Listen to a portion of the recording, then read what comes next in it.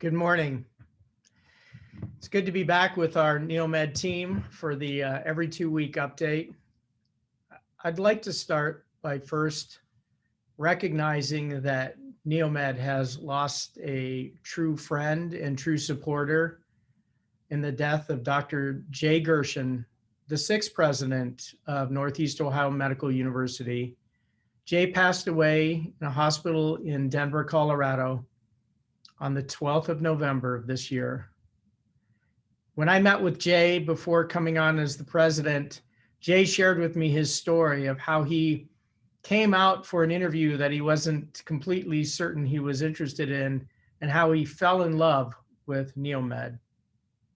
And Jay spoke so highly of his time here, and he was clearly a supporter for the university, for our students, our faculty, and our staff. So I'm going to ask that all of us think about Jay and think about the other important partners and souls that we've lost here over the course of the last year. So please observe a moment of silence.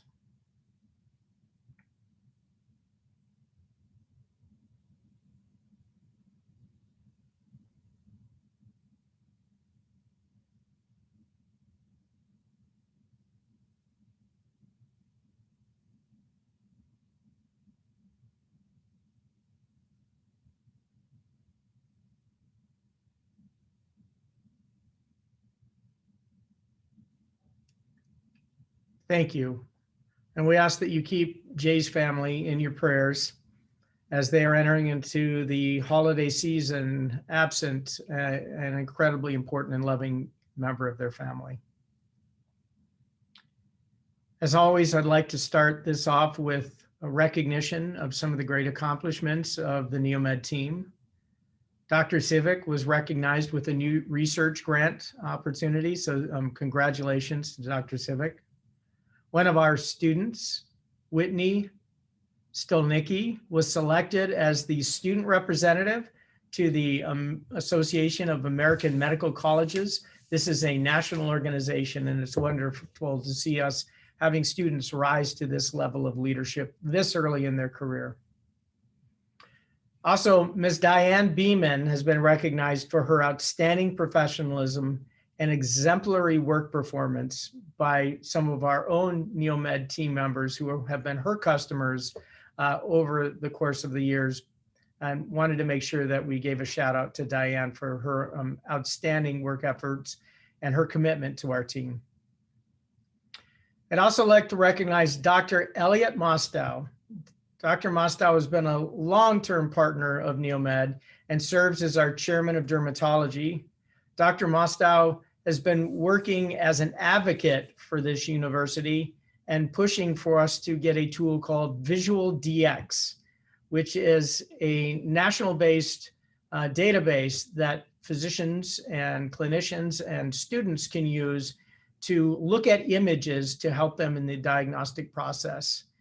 This one specifically brings a lot of equality in knowledge and equality in care as one of its strengths, and the key reason Dr. Mostow is helping to get this funded at the university is because it allows us to better understand dermatologic lesions as they present on people of different colors, something often absent in our textbooks and not nearly visualized enough in our clinics.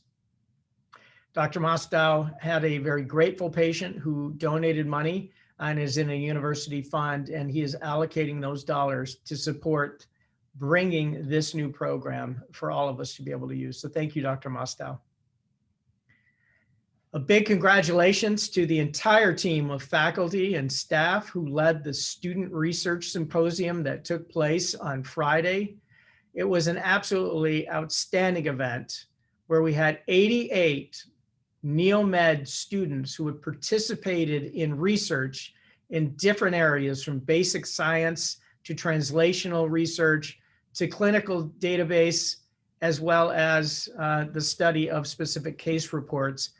Really outstanding and performed flawlessly as we were able to go in and out of student research rooms, ask questions, and hear presentations. It was also a great chance for us to be able to see who our faculty mentors are that we're performing research with these students and helping to grow their careers. So a big applause to all of you, and especially to the team that helped to run such an outstanding event. We also had a celebration last week of our Lean Six Sigma program.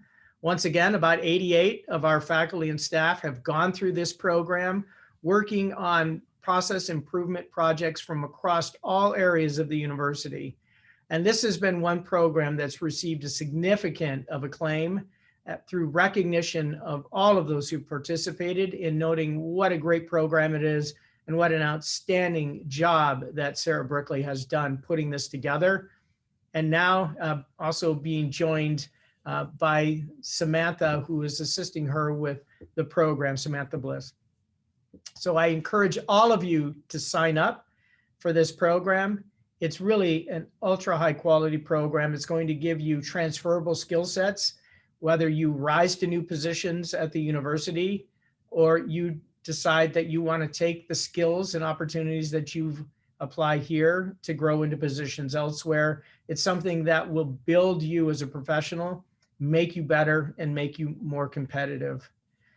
And although this is early, as we start to look into the future in how we will do performance-based bonuses at the university, credit will be given for those who completed the Lean Six Sigma programs and for those who've performed Lean Six Sigma process improvements that have been implemented and measured at NeoMed.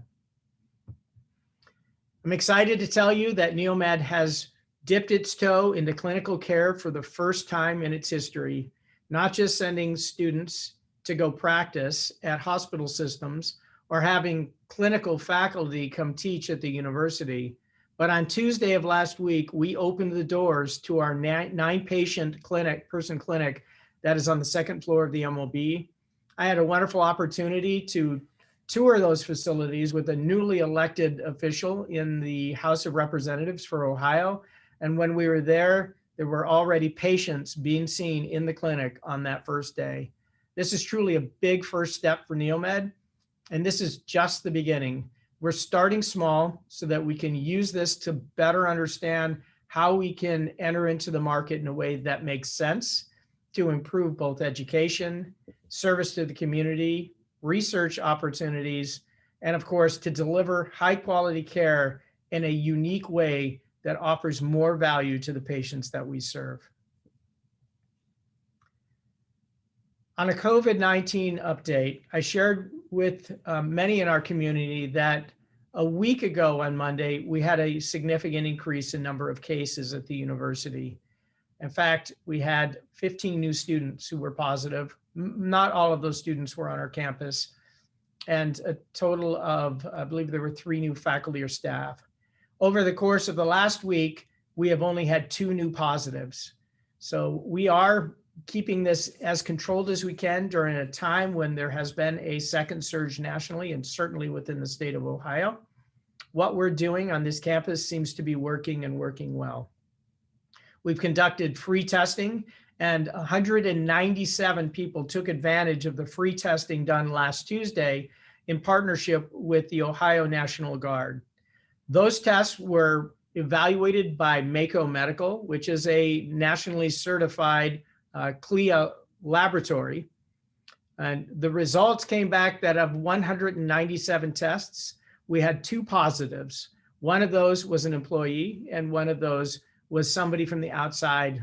We had a few people from outside come in and get tested, though this was primarily aimed at our population. Dr. Zarconi and his team did come to me and say, that's about 1%, which is incredibly low for this area. We wonder if these results are truly reflective of what was real, meaning were the tests valid? We can only assume that they were done by the Guard who's trained in this, and they were done by a CLIA certified national laboratory. That said, you never know. Even if they came back high, we don't know what our false positive rates are or our false negative rates are in that mix. So we're going to have to assume that those results were indeed correct, but we'll learn more as we're doing more testing tomorrow. Tomorrow's testing will be a drive-through opportunity at our own pharmacy. Patients will be observed doing their own nasal swabs, and then the testing will be conducted using the Binax test, which was certified under the emergency use authorization for the FDA as a point of care test, which means we'll have the results back within 8 to 10 minutes and be able to tell you before you leave the parking lot what your results were. These were supplied to us at no cost by the state of Ohio from the governor's office. The governor has asked that we give priority in these tests to our students because this is being utilized as an opportunity in the Know Before You Go program, meaning if you choose to travel to your home or someplace outside of the region for Thanksgiving, we want you to know before you go whether you are positive. And if you are positive, the state's going to tell you that you need to isolate. So you're going to have to cancel your plans, but you're doing this to protect your family and friends and others that you would visit. So very good reason to do so. So we're going to set it up for priority testing for students, and then we're opening the doors to faculty and staff. But this is being offered for our internal community through testing done by the governor's office. With that test comes an increased reporting mandate. So there is a pre-fillable document that has, as I understand it, about 30 questions that do need to be filled out. Some of those are name, date of birth, other demographic pieces of information. But this will be a second opportunity to look at what the status is on campus and give us a better understanding of how to take the test results from last week and this week and then see where we are. Along those lines, we have an outstanding plan in place to keep this campus safe and at the same time keep our doors open and operating. We have decentralized that opportunity with guidance from the central office on how we should run this. So the vice presidents in each area know that they're able to control their work areas, control them in a way that we're de-densifying the campus, meaning reducing the number of people here, but we're still able to continue to operate so that our researchers are still performing research in their laboratories with the available assets they need to do so, meaning employees and graduate students who can help in a safely de-densified campus following all the protocols that we have in place for keeping the campus safe.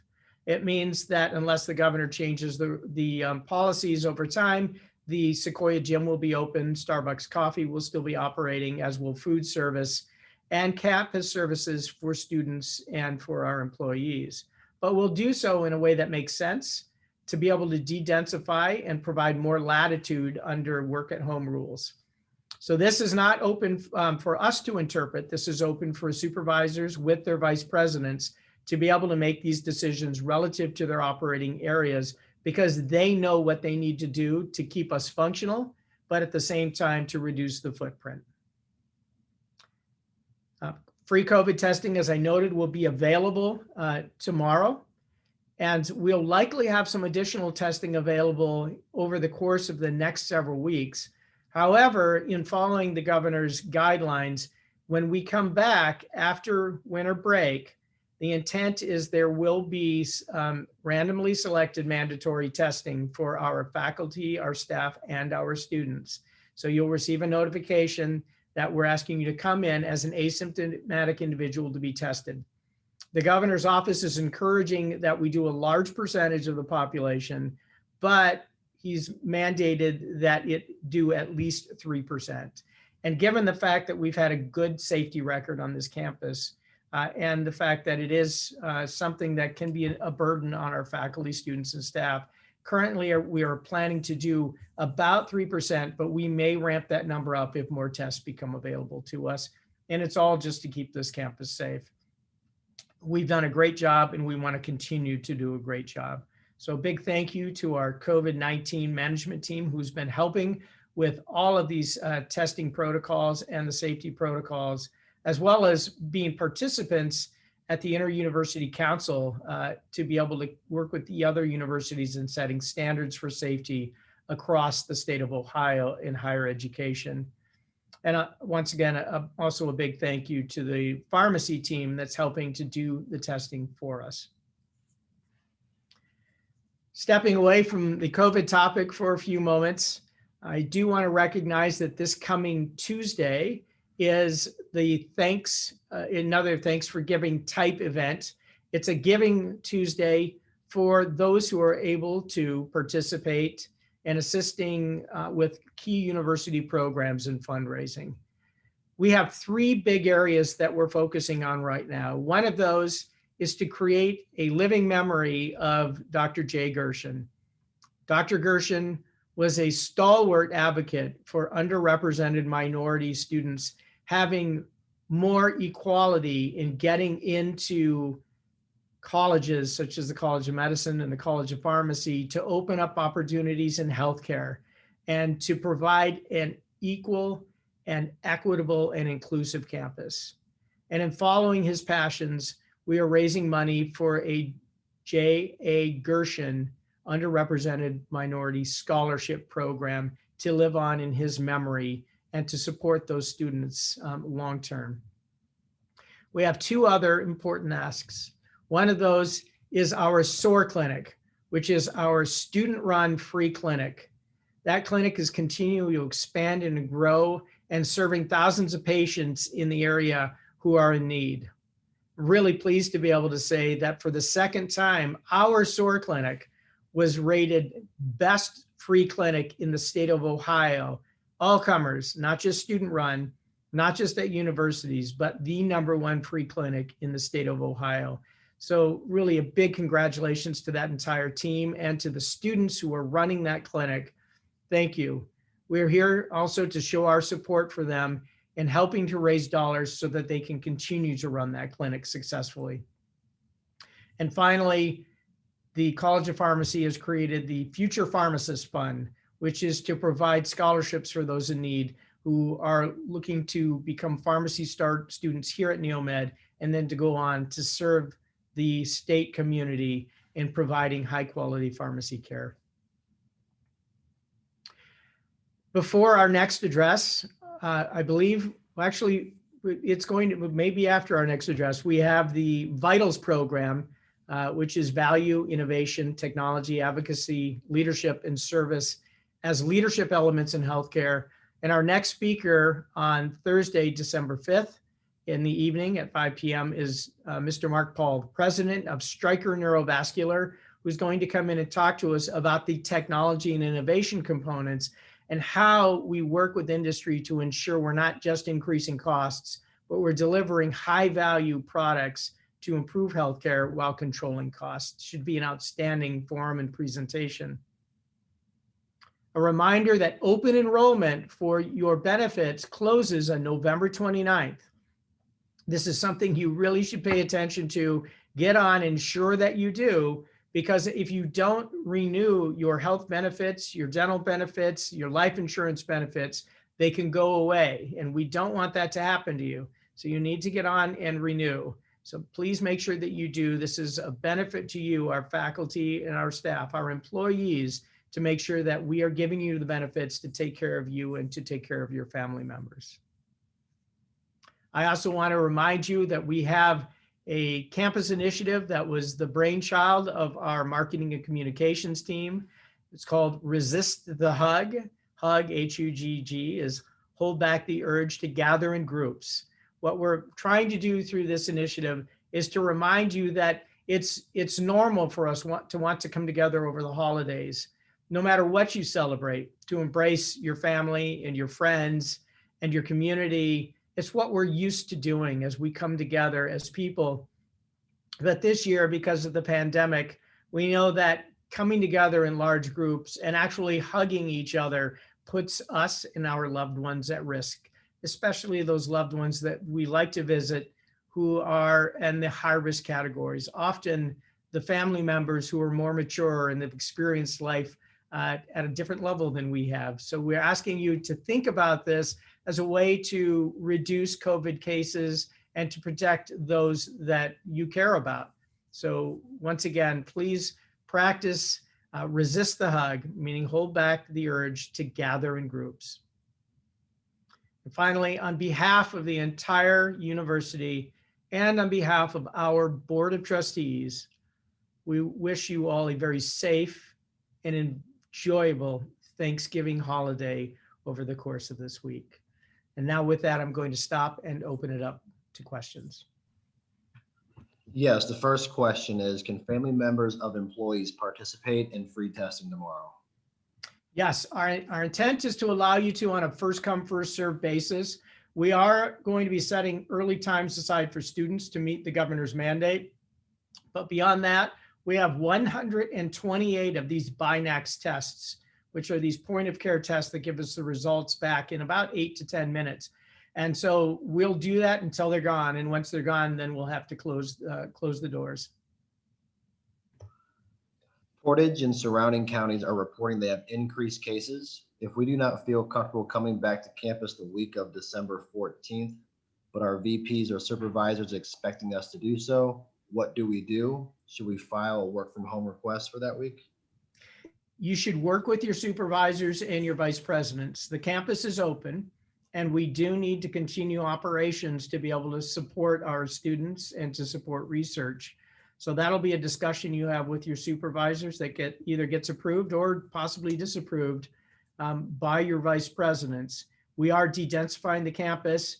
As I said, this is a safe campus, but there are some jobs that you have to be here for. Our police force has to be here to do their job in person. I just don't see a good way to be able to have our officers patrol this campus without physically being here. Campus operations, the same thing. People running the laboratories, the same thing. So what we're doing is benefiting the community by taking people that we don't think need to be here to reduce the population on this campus, to make it a safer place. It's safe now, but a safer place for those who do need to be here. The Portage order that came out to really stay at home, as you read it, it says, stay at home when you're not at work. They realize that the economy has to keep going and we have to do so in a safe way. What we're trying to do is reduce the population who are here and don't have to be here. It's the same reason they're putting the curfew into place after 10 o'clock in the state, so that you don't have to be at a restaurant, don't go to a restaurant. You don't have to be in a retail business, don't go to that retail business. It is not meant to say you can't go to a grocery store or pharmacy, or that you can't go to work during normal work hours.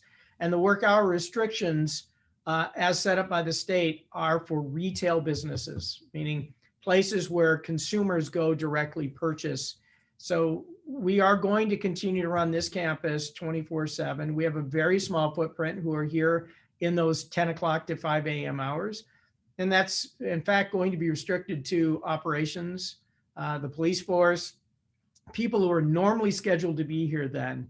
And that may also include some of the people who come keep our campus safe. I had a chance to meet with Roger today, who leads our campus operations team in cleaning this wonderful campus that we have available here to work on, not only cleaning it, but disinfecting it. And they are working at a renewed pace and using the reduced footprint during that time after Thanksgiving to do an even better job keeping this campus as disinfected as possible for our employees. Is there a cost associated with Lean Six Sigma program in which departments are required to cover, or is it free professional development opportunity financially supported by the university? It is a free professional opportunity supported by the university. There is no cost to the department or to the employee. And centrally, what we have said is your time that you need to do this to get the formal training is part of your work hours. So you're not taking time off to go to Lean Six Sigma training. There may be things that are held off of normal work hours. If that's the case, that would be a volunteer component. But I believe most of what Sarah is doing is during normal business hours. There may be some pre-reads and some material that you do at home, but most of the training I believe that she's doing is in person, just like the Yellow Belt training that we did. I see that Sarah did say, yes, it's during normal work hours. So not only are you not paying for it, you're getting paid to actually participate in the program because you're drawing your normal paycheck. Final question, what will be the testing hours tomorrow? That was a question that we asked this morning, and the pharmacy wasn't clear yet. So that they've indicated to me they're going to let us know this morning. So please watch for emails and pulse notification. I would expect it's going to be during their normal work hours, possibly as early as 8. I know there was some talk that it may be from 10 to 2, but please, it will be somewhere in that range. So please watch. Here we go. I just see it now from Rick Kasmer. They've decided on 10 a.m. to 4 p.m. I do ask that the first 2 hours at least be priority reservation for students to go through, because the governor has pushed that he intended these BINEX tests mostly for students, but we've got them and we're going to use them. And I suspect we probably won't even use all that we have, but if we do, we'll meet the governor's intent. Thank you. Thank you for moderating, Michael. Thank you to our entire team for everything that you do for us.